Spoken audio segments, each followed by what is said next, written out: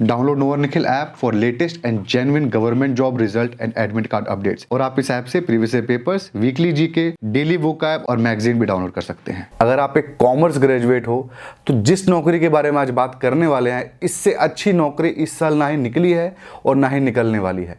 बहुत ही कम लोगों को ये मौका मिल पाता है। तो इस वीडियो को डिटेल में एक एक सेकंड जरूर देखें। अगर आप एक कॉमर्स ग्रेजुएट हो, इस वीडियो से आपको बहुत कुछ मिलने वाला है। तो जी बिल्कुल, आज की वीडियो में हम बात करने वाले हैं यूपीपीसीएल असिस्टेंट अकाउंट्स ऑफिसर की। और पिछले कई वीडियो से मैं आपको 2-3 पॉइंट्स पहले ही बता देता हूं इस वीडियो के स्टार्टिंग में ही, ताकि आपका टाइम वेस्ट ना हो कि किन लोगों को ये फॉर्म भरना है और किसको नहीं भरना है। सबसे अच्छी बात इस फॉर्म की है कि 40 साल तक के लोग भर सकते हैं। रीजनिंग का पेपर भी नहीं है, सिंगल एग्जाम भी है। बट इसके नेगेटिव पॉइंट्स भी है। नेगेटिव पॉइंट्स ये हैं कि सिर्फ और सिर्फ इसकी पोस्टिंग यूपी में ही होगी, उत्तर प्रदेश में ही होगी, पहला पॉइंट। सेकंड पॉइंट ये है कि इसका एग्जामिनेशन सेंटर भी यूपी में है। लेकिन तीसरा पॉजिटिव पॉइंट ये है कि इसको अप्लाई पूरे के पूरे देश में कहीं का भी नागरिक कर सकता है। यूपी के डोमिसाइल होने की जरूरत नहीं है, अप्लाई आप कहीं से भी कर सकते हो। बस आपके एग्जामिनेशन सेंटर और आपकी पोस्टिंग यूपी में ही होगी। तो अगर आप इन सारी चीजों को पास कर चुके हो तो इस वीडियो को हम देखना शुरू करते हैं। और सबसे पहले मैं आपको बताता हूं एक स्कॉलरशिप टेस्ट के बारे में, जो कि फ्री है। टेस्ट भी नहीं, आपके लिए चैलेंज है। मुझे पता है एसबीआई पीओ के फॉर्म सबने भरे हुए हैं और एसबीआई पीओ का एग्जामिनेशन आने वाला है, तो उसके लिए बिल्कुल ही फ्री, 100% फ्री आपके लिए स्कॉलरशिप टेस्ट है ऑलिव बोर्ड की तरफ से। और लाखों की संख्या में इस स्कॉलरशिप टेस्ट को लोग देने वाले हैं। जो ऑलिव बोर्ड के पहले से ही कस्टमर है, पहले से जो स्टूडेंट पढ़ते हैं, वो तो देंगे ही देंगे, बाहर से भी बहुत सारे बच्चे देने वाले हैं। तो यहां पर इस टेस्ट को देने से सबसे पहले तो आपको पता चलने वाला है कि आपकी नेशनल रैंकिंग क्या है, लेटेस्ट पैटर्न के बारे में जानोगे और आपका परफॉर्मेंस कैसा रहा है उसकी एनालिसिस आपको मिलेगी, वो भी आर्टिफिशियल इंटेलिजेंस के थ्रू। इस स्कॉलरशिप चैलेंज को टॉपर्स भी देने वाले हैं, तो आप अपने परफॉर्मेंस को एनालाइज करने के लिए ये स्कॉलरशिप एग्जामिनेशन जरूर दें। अगर आप इसको पास कर जाते हो, स्कॉलरशिप टेस्ट में सक्सेसफुल हो जाते हो, तो इनके कोर्सेज में भी आपको डिस्काउंट मिलेंगे। 60% के डिस्काउंट आपको मिल सकता है। तो लिंक डिस्क्रिप्शन में अवेलेबल, एक बार आप इसको जरूर चेकआउट करना। अब हम आ जाते हैं अपने फॉर्म के ऊपर और डिटेल में डिस्कशन करना शुरू करते हैं। सबसे पहले नोटिफिकेशन की डिटेल्स देख लेते हैं कि क्या के नोटिफिकेशन में चीजें दी गई हैं। तो सबसे पहले हम डेट्स की बात करते हैं। डेट्स की बात करें तो 8 नवंबर 2022 से आप इसका फॉर्म अप्लाई कर सकते हो। कब तक? 28 नवंबर 2022 तक। 30 नवंबर 2022 इसका ऑफलाइन अगर आप पेमेंट करते हो तो उसकी लास्ट डेट है, वरना ऑनलाइन की तो 28 ही है। इसके एग्जामिनेशन आपके जनवरी 2023 में होंगे, नेक्स्ट ईयर। तो ठीक ठाक टाइम भी आपको मिलने वाला है पढ़ाई के लिए। एप्लीकेशन फीस की बारे में यहाँ पे बात करें तो यहाँ पे 1180 रुपए, 1180 रुपए एप्लीकेशन फीस है जनरल, ओबीसी, ईडब्ल्यूएस के लिए। एससी एसटी के लिए 826 826 और फिजिकली हैंडीकैप्ड यानी दिव्यांग के लिए 12 रुपए है मात्र यहाँ पे एप्लीकेशन फीस। यहाँ पर एक पॉइंट मैं आपको और क्लियर कर देता हूं। अगर आप यूपी के डोमिसाइल नहीं हो, यूपी के निवासी नहीं हो, मूल निवासी हो ना हो, सर्टिफिकेट अगर है तो हो, आप नहीं है तो नहीं हो, तो आप जनरल कैटेगरी के लिए अप्लाई करिएगा। मतलब अगर आप मध्य प्रदेश के हो और वहां पर आप ओबीसी हो, तो आप यहां पर ओबीसी क्लेम नहीं कर सकते, क्योंकि आप यूपी के निवासी नहीं हो। तो ओबीसी, ईडब्ल्यूएस, एससी एसटी, ये सारे चीजें वही क्लेम कर सकता है जो यूपी का निवासी होगा। अदर स्टेट्स के लोग ये क्लेम नहीं कर सकते। अदर स्टेट्स वाले जनरल कैटेगरी में ही अप्लाई करें। तो जनरल के जैसे फॉर्म भरिएगा, आप अपने कैटेगरी को क्लेम मत करिएगा, वरना बाद में आपका फॉर्म रिजेक्ट हो जाएगा। एग्जामिनेशन पास होने के बाद भी नौकरी नहीं मिलेगी। तो अदर स्टेट्स के लोग सिर्फ जनरल के लिए अप्लाई करिएगा। तो यहाँ पे जो टोटल पोस्ट है वो 186 पोस्ट है। लास्ट ईयर की बात करूं तो 250 पोस्ट निकली थी, बट इस तरीके की नौकरी जल्दी नहीं निकलती है। लास्ट ईयर को मैं हटा दूं तो 5 साल पहले ये फॉर्म निकला था और हो सकता है अगले 5 साल तक ये फॉर्म ना निकले। इस तरीके की नौकरी के लिए 186 पोस्ट बहुत होती है। लास्ट ईयर 250 पोस्ट थी, तो कट ऑफ भी ऑब्वियसली इस बार थोड़ा ज़्यादा होगा, उसके बारे में भी हम डिस्कशन करने वाले हैं। बट यहाँ पर आप डरिए नहीं कि 186 पोस्ट है, बहुत कम है, बहुत अच्छी पोस्ट है, बहुत अच्छी नौकरी है, जरूर अप्लाई करिएगा। और यहाँ पे कैटेगरी वाइज हम पोस्ट को देख लेते हैं। तो टोटल यहाँ पे 79 है, वो अनरिजर्व्ड के लिए है, 18 ईडब्ल्यूएस के लिए, ओबीसी के लिए 47, एससी एसटी में एससी के लिए 37 और एसटी के लिए 5 पोस्ट है यहाँ पे टोटल आपकी। तो यहाँ पर टोटल मिलाकर के 186 पोस्ट होती है, जिसको पूरे के पूरे देश के कहीं के भी नागरिक को आप चाहो तो अप्लाई कर सकते हो। अब यहाँ पर हम आ जाते हैं एलिजिबिलिटी क्राइटेरिया में। सबसे पहले एज की बात करते हैं। एज की बात करें तो 21 से 40 साल तक के लोग इस फॉर्म को अप्लाई कर सकते हैं। 21 से 40 ईयर्स तक के लोग अप्लाई कर सकते हैं, जिसमें कि आपको रिलैक्सेशन भी मिलने वाला है। अगर आप ओबीसी हो, एससी एसटी हो, तो जो आपको 3 साल 5 साल का रिलैक्सेशन मिलता है एज का, वो भी यहाँ पे मिलने वाला है, फिजिकली हैंडीकैप्ड को भी। लेकिन अगर आप दूसरे स्टेट के हो तो एज का रिलैक्सेशन क्लेम नहीं कर सकते। मतलब अगर आप मध्य प्रदेश के हो, बिहार के हो, केरला के हो और यहाँ पे आपको नौकरी के लिए अप्लाई करना है, आप अपने राज्य में तो ओबीसी हो या फिर एससी हो, कुछ भी हो, यहाँ पर आप अप्लाई करोगे तो जनरल के जैसे अप्लाई करोगे और एज का रिलैक्सेशन क्लेम नहीं कर सकते हो। ये आपको समझ में आ गया होगा। एज का क्राइटेरिया क्लियर हो गया। अब हम आ जाते हैं एजुकेशन क्वालिफिकेशन में। एजुकेशन क्वालिफिकेशन यहाँ पे इंपॉर्टेंट है। देखिए, कोई भी कॉमर्स ग्रेजुएट इस फॉर्म को अप्लाई कर सकता है। बहुत सिंपल है, कोई परसेंटेज का रिक्वायरमेंट नहीं है, कोई स्पेसिफिक डिग्री का रिक्वायरमेंट नहीं है। कॉमर्स ग्रेजुएट का क्या मतलब है मैं आपको बताता हूँ। यहाँ पे बीकॉम अप्लाई कर सकते हैं, बीबीए अप्लाई कर सकते हैं, बैचलर इन इकोनॉमिक्स भी अप्लाई कर सकते हैं। ध्यान से सुनने वाली बात यहाँ पे ये है, समझने वाली बात ये है कि अगर अकाउंट्स आपका मेन सब्जेक्ट था, भले आपकी डिग्री का कुछ भी नाम हो, अकाउंट्स मेन सब्जेक्ट था, अकाउंट्स के साथ इनकम टैक्स भी आपने पढ़ा है, लॉ भी पढ़ा हुआ है, ऑडिट भी पढ़ा हुआ है, ये सारी चीज़ें अगर आपने थोड़ी थोड़ी पढ़ी है थ्रू आउट 3 साल में, जिसमें अकाउंट्स आपका बेस रहना चाहिए, अकाउंट्स मेन सब्जेक्ट होना चाहिए आपका, जिसमें अकाउंट्स 1, अकाउंट्स 2, काफ़ी एडवांस लेवल तक आप अकाउंट्स पढ़े हो, तो आप एलिजिबल हो, भले आपके डिग्री का नाम कुछ भी हो।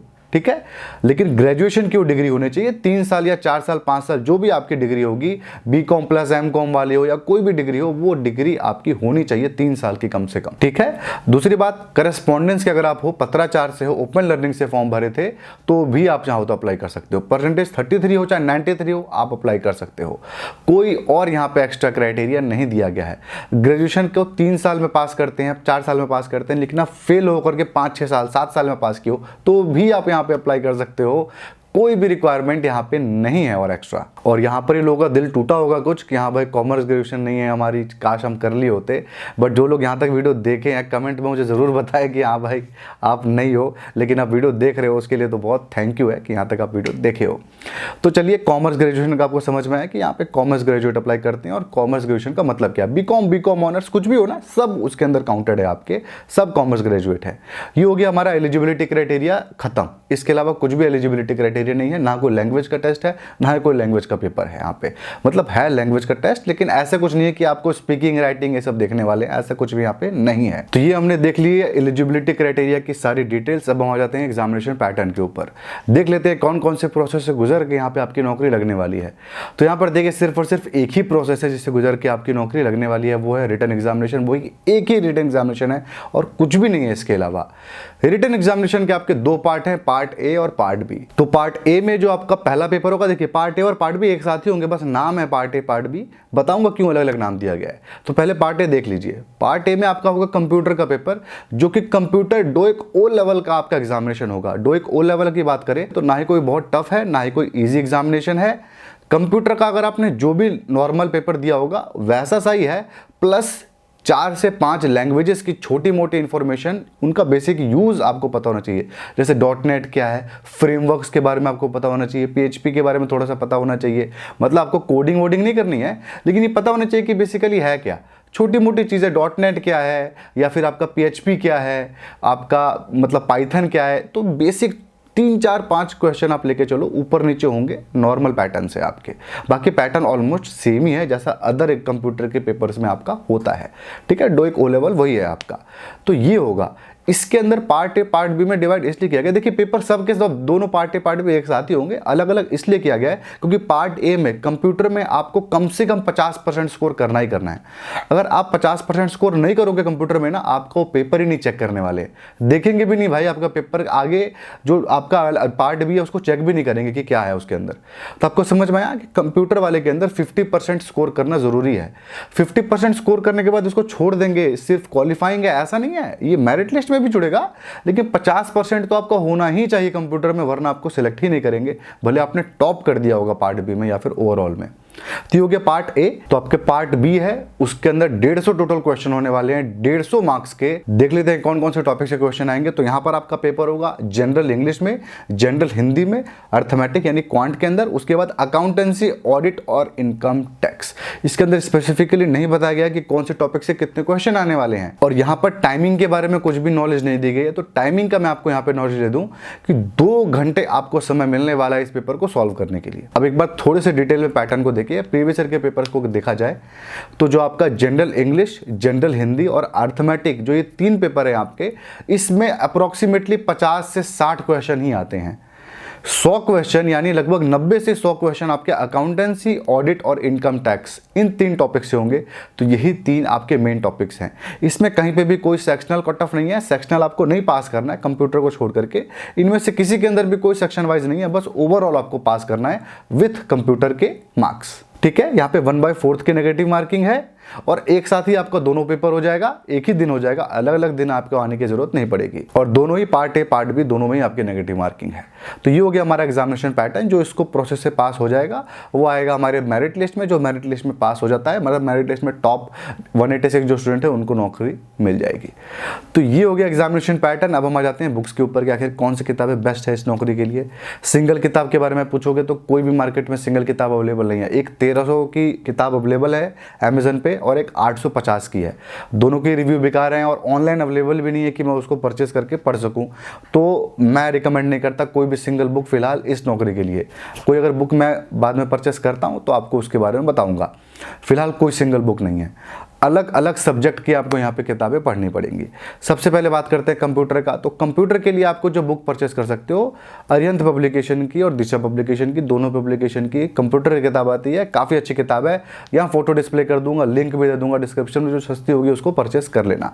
हिंदी इंग्लिश दोनों ही भाषाओं में आपकी अवेलेबल है वो किताब। इसके अलावा मैं टेलीग्राम ग्रुप पर बोलता तो रहता हूँ, डालता नहीं हूँ, लेकिन इस बार डाल चुका हूँ। टेलीग्राम ग्रुप पर आप मेरे जाओ, नो निकल जाए तो सर्च करो, या फिर मैं लिंक दे दूंगा डिस्क्रिप्शन में अपने टेलीग्राम ग्रुप का। वहाँ पर जाओ, कंप्यूटर की फ्री पीडीएफ दे चुका हूं। कोई बुक परचेस करने की भी जरूरत नहीं है आपको। वहां फ्री में उस पीडीएफ से पढ़ करके आपकी नौकरी लग जाएगी।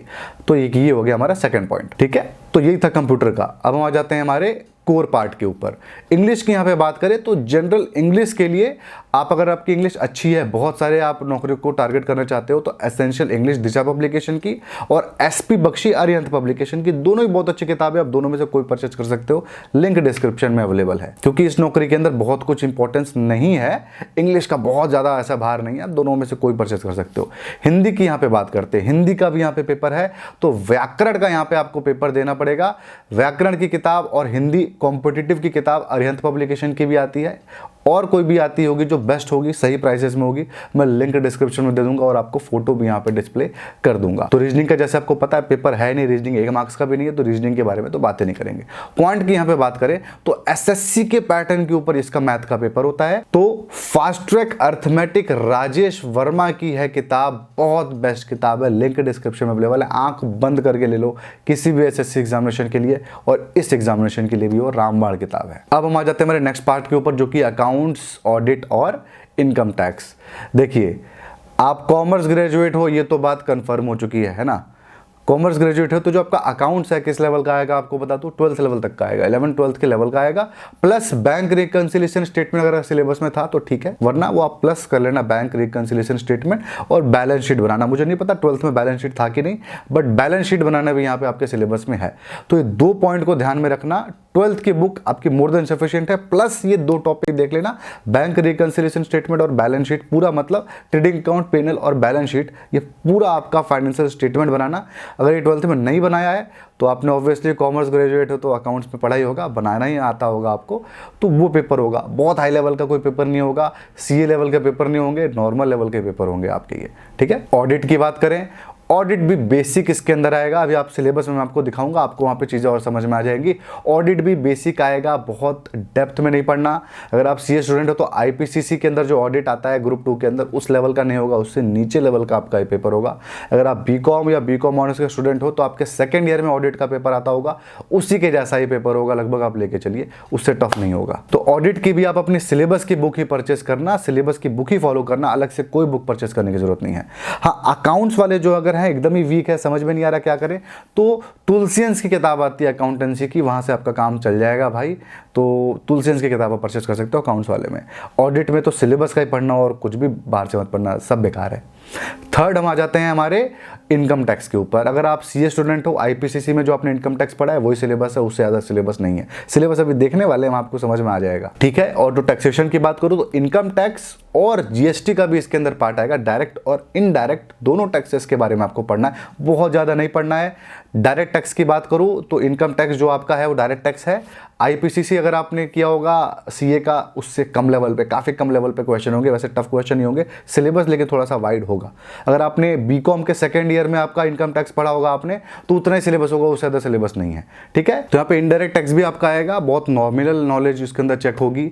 अगर आपके पास GST की पतली वाली किताब आती है ना, वो आपको सरकारी जो बुक होती है वो, अगर वो आपके पास नहीं है, मैं अपने टेलीग्राम ग्रुप में डाल दूंगा, वो फ्री में मिलती है, सरकारी किताब होती है, वही आपका आएगा, उससे ज़्यादा नहीं आने वाला है, ठीक है। तो बुक आपको समझ में आया, सब आपको सिलेबस वाली किताब यहाँ पे पढ़नी है, एक्स्ट्रा कुछ भी लेने की ज़रूरत नहीं है। जो लोग एक्स्ट्रा लेना चाहते हैं, मैं कहूँगा मत लो भाई, क्यों लेना है, सिलेबस वाली किताब बहुत है, मोर देन सफिशिएंट है। तो होगी बुक्स की बात खत्म, अब हम आ जाते हैं सिलेबस के ऊपर। सबसे पहले कंप्यूटर का सिलेबस देखते हैं। कंप्यूटर में सबसे पहला टॉपिक है computer hardware, computer software, MS Word, MS PowerPoint, operating system, MS Excel and internet usage. इसके अलावा DBMS डाटाबेस मैनेजमेंट सिस्टम, आपके कुछ सॉफ्टवेयर छोटे मोटे, जैसे कि MS एक्सेल छोटा सॉफ्टवेयर नहीं है, लेकिन ऐसे बेसिक पढ़ने के लिए छोटे मोटे सॉफ्टवेयर बोल रहा हूँ। MS एक्सेल के बारे में थोड़ी चीज़ें पता हो, MS वर्ड के बारे में आपको थोड़ी चीज़ें पता हो, डॉट नेट मैं बार बार इसलिए कह रहा हूँ, डॉट नेट 2 एक O लेवल में कवर्ड होता है, कवर्ड सिलेबस है ये। डॉट नेट के बारे में, C++ के बारे में थोड़ा बहुत पता हो, तो ये सारी चीज़ों के बारे में थोड़ा थोड़ा पता होना चाहिए। PDF में आपको फ्री दे चुका हूँ, टेलीग्राम ग्रुप में जाओ, डाउनलोड करो, हिंदी इंग्लिश दोनों भाषाओं में, वहाँ से आपका काम चल जाएगा, ठीक है। अब हम अकाउंट्स का सिलेबस देख लेते हैं। अकाउंट्स में जो आपके टॉपिक्स हैं वो है trading and profit and loss statement and balance sheet, bill of exchange, self balancing ledger and sectional balancing, capital and revenue receipt, payment income and expenditure accounts, depreciation, reserves and provision, branch and departmental accounts, double accounting system, bank reconciliation statement, rectification of error, balance sheet formats and classification. ये हो गया accounts का। अब हम English का syllabus देख लेते हैं। इंग्लिश के सिलेबस में बात करें तो antonyms, anonymous, vocab, grammar, sentence structure and usage of words. अब हम आ जाते हैं हिंदी के ऊपर। हिंदी ही डिफरेंस क्रिएट करता है भाई इसके अंदर, ठीक है। जिसको हिंदी आती है वो 10-20 नंबर आगे हो जाता है आराम से इसके अंदर। हिंदी का सिलेबस बहुत टफ है भाई, पढ़ना टफ है, क्योंकि मैं भी भूल चुका हूँ थोड़ा हिंदी पढ़े हुए, मुझे बहुत टाइम हो गया है। मेरी कमी है ये, मुझे पता है बहुत लोगों की कमी है, आपकी भी कमी है, आप अटक जाते होगे हिंदी पढ़ते पढ़ते। बट मैं आपको सिलेबस दिखाता हूँ स्क्रीन पे, आप सिलेबस ध्यान से देख लो, स्क्रीनशॉट ले लो। जैसे इसके अंदर एग्जाम्पल पढ़ के बताता हूँ। अलंकार है, रस है, समास है, आपका अनुलोम विलोम शब्द जो होते हैं वो, उसके बाद आपका संधि विच्छेद है। इसके अलावा आप देख सकते हो सिलेबस पूरा का पूरा आपके सामने है, जिसके अंदर बहुत ज़्यादा नहीं घुसने वाला हूँ मैं। किताब से आपको पढ़ना ही पड़ेगा, बहुत ज़्यादा मार्क्स नहीं आएगा। अगेन मैं कह रहा हूँ, अगर आपके अकाउंट्स वगैरह ये सब अच्छे हैं तो इसके अंदर बहुत ज़्यादा कुछ नहीं आने वाला है। इसके बाद हिंदी का आपने देख लिया, अब हम आ जाते हैं क्वांट के ऊपर। क्वांट के बारे में बात करते हैं। क्वांट के बारे में बात करें तो सबसे पहले टॉपिक है हमारा डिस्काउंट, उसके बाद है profit and loss, time and distance, number system, mensuration, ratio and time, fundamental, arithmetical operation, whole number, decimal and fractions, time and work, average, ratio, proportion, percentage, interest and tables and graphs. ये आपको समझ में आया। मुझे पता है आप commerce graduate हो, कॉमर्स इसीलिए ली थी क्योंकि मैथ अच्छी नहीं है। भाई मत पढ़ो मैथ, नहीं पढ़ो, कौन सा इसके अंदर से पढ़ के आपको सेक्शनल मतलब कट ऑफ पार करना है। कोई मतलब ऐसा नहीं है कि आपको हर एक टॉपिक में पास होना है। किसी एक टॉपिक में 0 भी स्कोर कर दोगे, 150 मार्क्स का है ना। अगर आपके अकाउंट्स, ऑडिट, टैक्सेशन और आपका इंग्लिश अच्छा है, हिंदी में थोड़े कम मार्क्स हैं, क्वांट में बहुत गंदे हो तभी भी 2-4 मार ही दोगे, हिंदी में भी 5-6 क्वेश्चन मार ही दोगे, तो अगर आपके बाकी में परफॉर्मेंस अच्छा है तो आप पास कर जाओगे। कट ऑफ में देख लेना आप अच्छे से। तो ये आप इस तरीके से कंक्लूजन बनाना है आपके एग्जामिनेशन का। ऑडिट और इनकम टैक्स का सिलेबस है objective of audit, vouching and verification, rights, duties and liabilities of auditors, income tax provisions pertaining to income from salary and provisions related to chapter 6 of income tax 1961। इसके बाद आपका provision related to TDS form to be filled by income tax department। ठीक है, आपका syllabus में हर एक question 1 marks का ही है, तो आप ऑडिट के सारे क्वेश्चन मार दो, क्वांट के छोड़ दो, तब भी आप पास तो हो ही जाओगे, कि हर एक क्वेश्चन 1 मार्क्स का है। उसके ज़्यादा क्वेश्चन ही आएंगे, यहाँ ज़्यादा क्वेश्चन आएंगे। हाँ, आपको ये समझ में आया होगा, इनकम टैक्स के अंदर सैलरी का पार्ट है।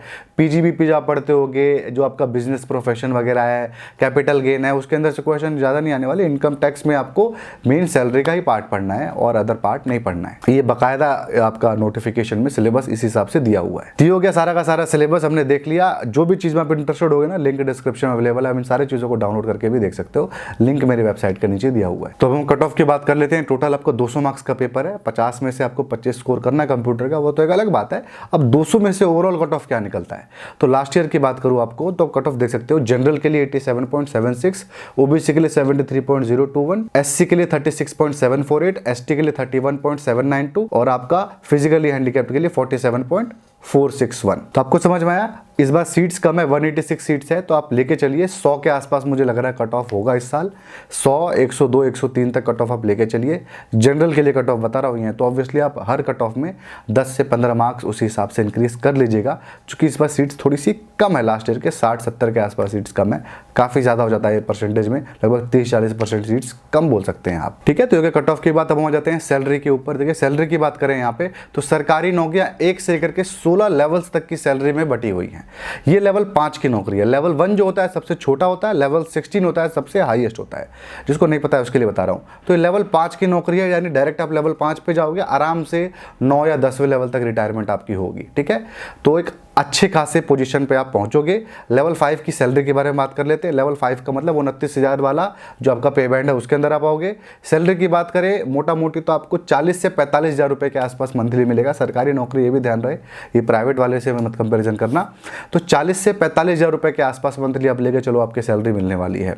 और जो आपका पे कमीशन आते हैं, जो भी होते हैं, वो चीज़ें तो आपके उस हिसाब से बढ़ती रहेंगी, तो काफ़ी इंक्रीमेंट भी इसके अंदर मिलेगा, प्रमोशन भी मिलेगा, काफ़ी अच्छे लेवल तक आप जा सकते हो। चूँकि डायरेक्ट आप लेवल 5 पे पहुंचोगे तो आप एक आईएएस ऑफिसर वाले रैंक तक पहुंच सकते हो। इसके अंदर कोई इसके अंदर ये इसमें डाउट नहीं है, अच्छे खासे तो पोजीशन तक आप जा सकते हो।